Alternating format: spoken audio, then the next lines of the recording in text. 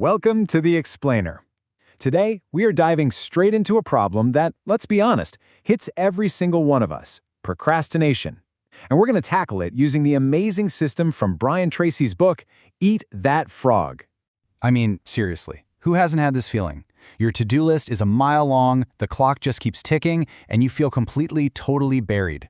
It's that constant, nagging feeling that you're always playing catch-up, and frankly, it's just exhausting. The workbook introduces us to a character named Shane, and her story is probably going to sound really familiar. She's got her day job, she has this side passion making chocolates, and she wants to go back to school for an MBA. With all that going on, what happens? She ends up procrastinating, getting pulled into all sorts of distractions, and she just isn't making any real headway on the things that truly matter to her. And that brings us right to the central metaphor of this whole system, your frog. What is it? Well, it's that one big, important, kind of ugly task on your list. You know the one. It's the one you're most likely to avoid, but it's also the one that, if you just got it done, would make the biggest positive difference in your life. So where does that feeling of being completely underwater even come from? The book gives it a name, and it is a powerful one: the tyranny of the to-do list. It really is a modern dilemma, isn't it? We have endless tasks, our phones are buzzing with constant distractions, and our brains are just wired to go for those quick, easy wins, like answering a simple email. It all just feeds into that sinking feeling that we're permanently behind.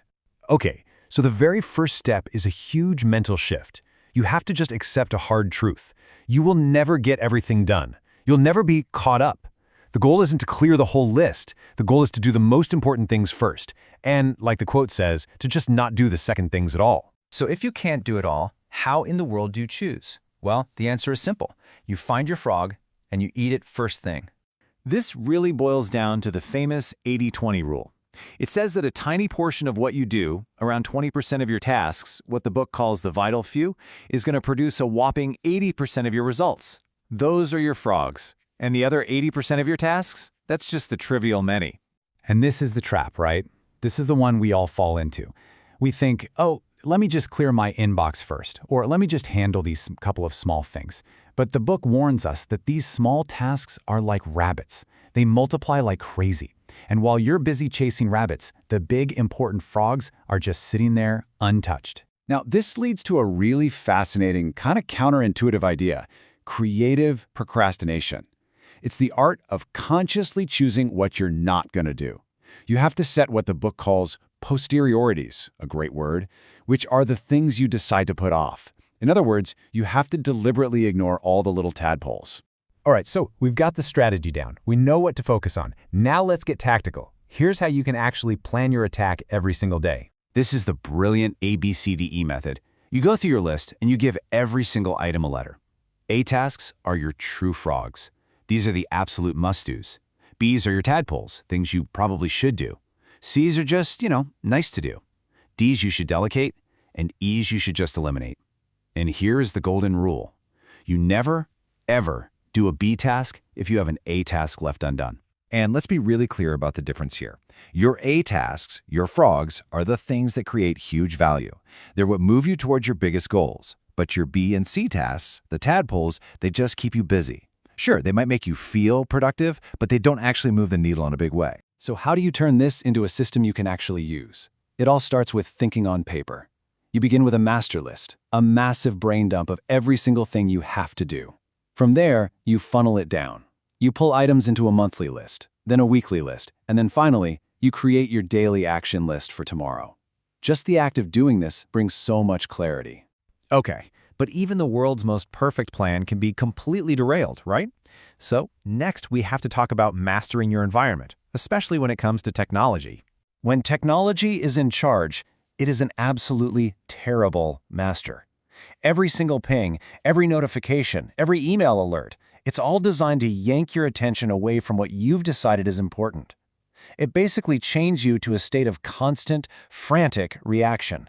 But, and this is a really big but, if you flip that around, if you are in charge, technology becomes a wonderful, powerful servant. It can organize everything for you. It can block out distractions. It can protect your time for deep work.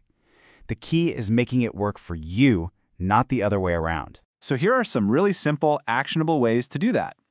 Probably the most powerful one: just turn off all the non-essential notifications on your phone and your computer. And try creating zones of silence, maybe the first hour of your day, where you can work on your frog totally uninterrupted. And here's why that's so incredibly important.